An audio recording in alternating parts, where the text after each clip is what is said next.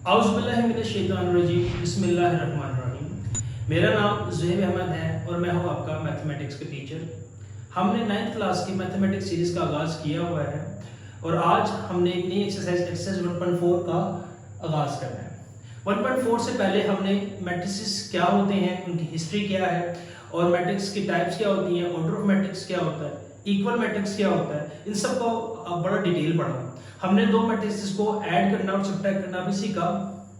लेकिन आज हम जो करने जा रहे हैं वो है प्रोडक्ट ऑफ मैट्रिसेस। दो मैट्रिसेस को कैसे हम आपस में मल्टीप्लाई कर सकते हैं। तो किसी भी चीज को समझने से पहले उसके कॉन्सेप्ट को समझ लेना, इससे उसको आप समझना आसान हो जाता है। तो लिहाजा पहले मैं आपको रूल ऑफ मैट्रिक्स बताता हूँ कि दो मैट्रिसेस को कब हम आपस में ऐड कर सकते हैं, फिर हम एक्सरसाइज 1.4 के ऊपर मूव करते हैं। तो लिहाजा ये बहुत ध्यान से रूल समझ लेना है और इसी रूल के अंदर मैं आपको दो मैट्रिसेस को मल्टीप्लाई करना भी बता दूंगा, लेकिन हम उसको और डिटेल एक्सरसाइज के अंदर देखेंगे। तो मूव करते हैं rule for multiplication. Rule for multiplication.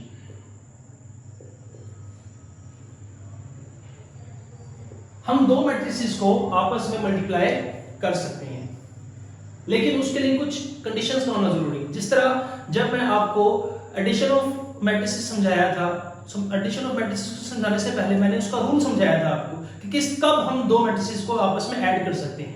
मसलन जब दो मैट्रिसेस के ऑर्डर सेम हो तो हम उनको आपस में ऐड और सब्ट्रैक्ट कर सकते हैं। इसी तरह इस रूल को जो मैं आपको समझाने जा रहा हूं, आपने बड़े ही ध्यान से समझ लेना।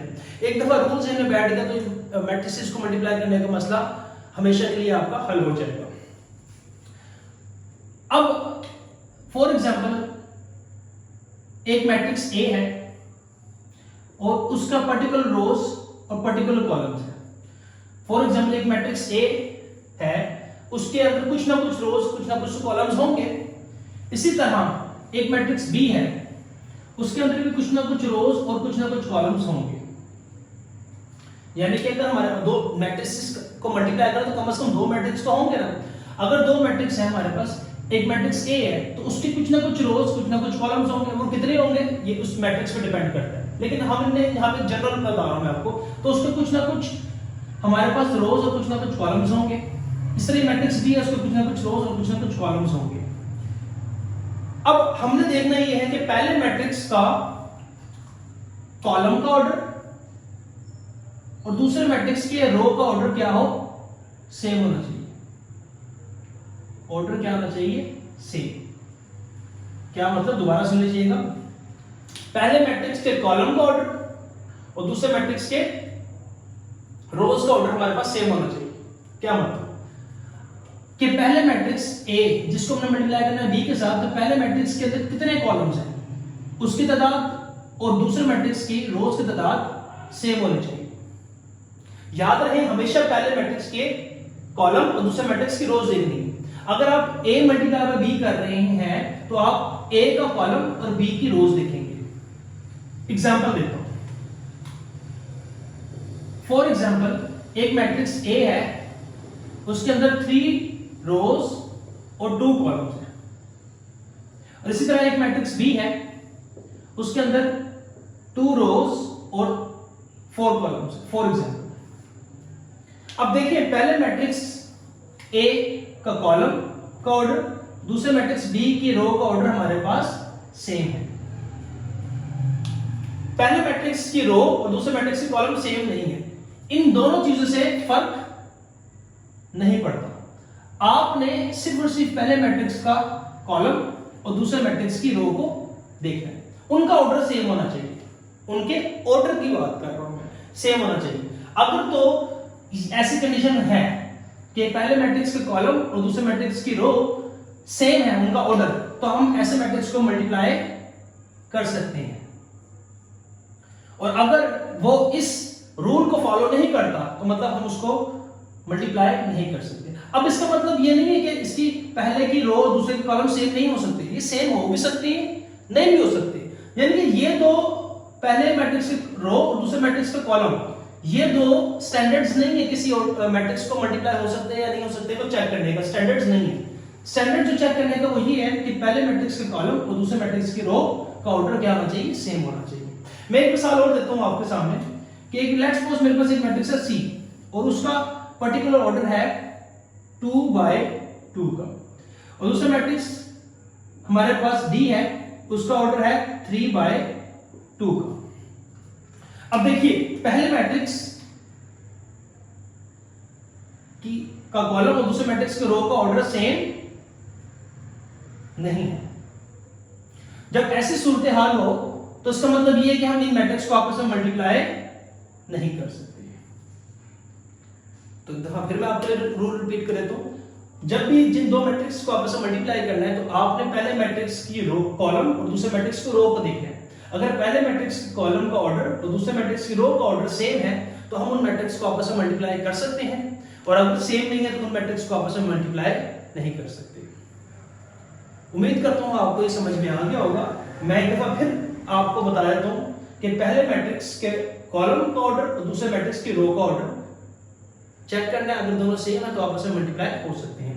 अगर हम a मल्टीप्लाई बाय b कर रहे हैं, इसी तरह अगर हम b मल्टीप्लाई बाय a कर रहे हैं तो पहले क्या आ रहा है b, फिर आ रहा है a, तो हमें b की कॉलम देखना है और a का रो देखना है। ठीक है, अगर हम ये तो उस सूरत में ना जब मैंने आपको कहा कि a मल्टीप्लाई बाय b कर रहे हैं, अगर हम a मल्टीप्लाई बाय b कर रहे हैं उस सूरत में a का कॉलम b का रो देखना है।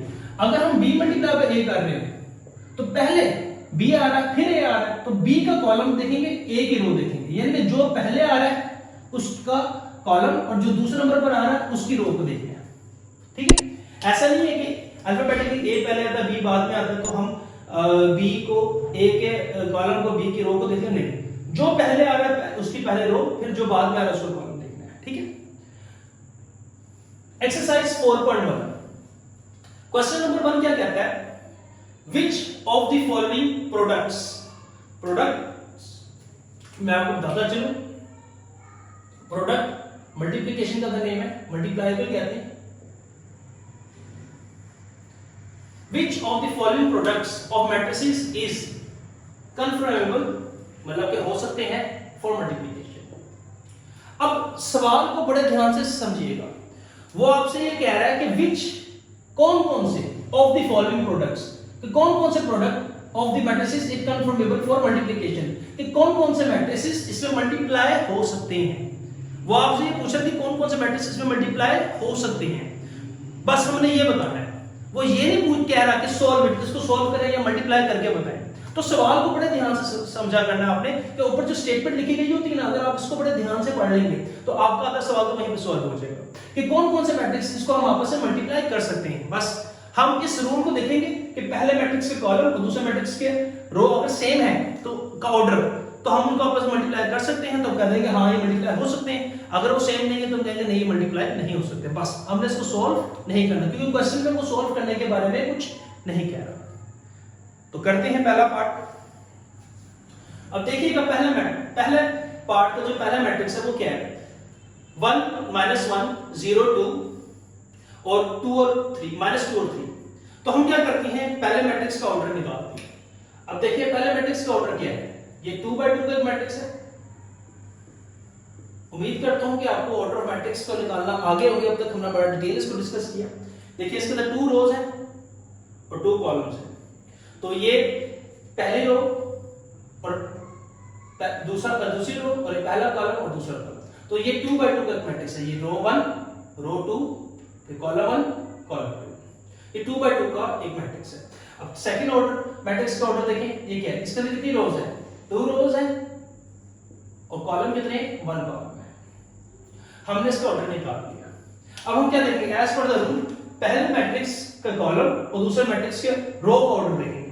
तो पहले मैट्रिक्स का कॉलम का ऑर्डर क्या है वापस 2 और दूसरे मैट्रिक्स की रो का ऑर्डर क्या है 2। अब आपको नजर आ रहा है दोनों मैट्रिक्स का ऑर्डर सेम है, कि पहले मैट्रिक्स के कॉलम और दूसरे मैट्रिक्स के रो का ऑर्डर सेम है, तो यस हाँ ये मल्टीप्लाई हो सकते हैं। Yes it is confirmable for multiplication. Part number 1 ये मल्टीप्लाई हो सकता है क्योंकि पहले मैट्रिक्स का कॉलम दूसरे मैट्रिक्स के रो का ऑर्डर सेम है। बस हमने ये बताना हो सकते हैं या नहीं हो सकते, इसको सॉल्व अभी नहीं करना। मूव करते हैं पार्ट नंबर 2 की तरफ। पार्ट नंबर 2 में कहते हैं कि -1 -1 1 0 2 -1 2 और 3। अब पहले मैट्रिक्स का ऑर्डर निकालें, क्या है, ये 2 by 2 का एक मैट्रिक्स है। दूसरे मैट्रिक्स का ऑर्डर निकालें, ये भी 2 by 2 का मैट्रिक्स है। अब दोनों इक्वल मैट्रिक्स है हमारे, तो इक्विवेलेंट मैट्रिक्स है। तो पहले मैट्रिक्स का कॉलम और दूसरे मैट्रिक्स की रो का ऑर्डर सेम है, ये आपको नजर आ रहा है, यानी कि हाँ ये मल्टीप्लाई हो सकते हैं। तो बड़े आसान सवाल है, ये आपको एमसीक्यूज में पूछे जा सकते हैं या शॉर्ट क्वेश्चन में पूछे जा सकते हैं। पार्ट नंबर 3 की जानिब चलती है। पहले मैट्रिक्स का ऑर्डर निकालें, तो कितनी रोज है इसमें, 2 by 1 का मैट्रिक्स है, 2 रोज 1 कॉलम, और दूसरा 2 by 2 का मैट्रिक्स है। अब देखिएगा पहले मैट्रिक्स की रो 1 है, दूसरे मैट्रिक्स का कॉलम, सॉरी पहले मैट्रिक्स का कॉलम 1 है, दूसरे मैट्रिक्स की रो 2 है। तो पहले मैट्रिक्स का कॉलम 1, दूसरे मैट्रिक्स की रो 2, दोनों सेम नहीं है, तो यानी कि ये मल्टीप्लाई नहीं हो सकते। इसी तरह पार्ट नंबर 4 पे जाते हैं। पहले मैट्रिक्स का ऑर्डर निकालें, क्या कितनी रोज है इसमें, 3 रोज है आपके पास, 1 2 3 रोज है और 2 कॉलम्स है हमारे पास, 1 और 2। अब इसका भी निकालें, इसमें कितनी रोज है, 2 रोज है और कॉलम्स कितने, 1 2 3 कॉलम्स हैं।